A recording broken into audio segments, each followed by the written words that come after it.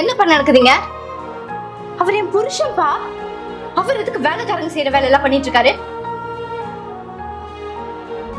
அது ஒண்ணு இல்லம்மா, மாப்பிள்ள தான் நானே கிளீன் பண்றேன்னு சொன்னாரு.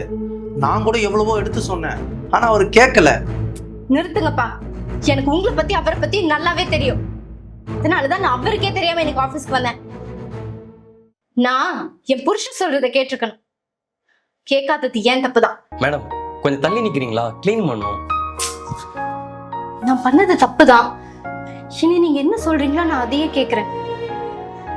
உங்களுக்கு வேற வேலை கிடைக்கிற வரைக்கும் நம்ம பேங்க்ல இருக்க சேவிங்ஸ் வச்சு ஃபேமிலி ரன் பண்ணிக்கலாம். என்ன மன்னிச்சிருங்க. இப்போவாச்சும் உங்க அப்பாவை பத்தி புரிஞ்சுக்கிட்டியா? அவர் ஒன்றும் நம்ம கஷ்டத்துல இருக்கோம் அப்படிங்கிறதுனால உதவி பண்ணல, நம்மளை கேவலப்படுத்துங்கிறதுக்காக தான் உதவி பண்ற மாதிரி நடிச்சிருக்காரு. வாமினா போலாம்.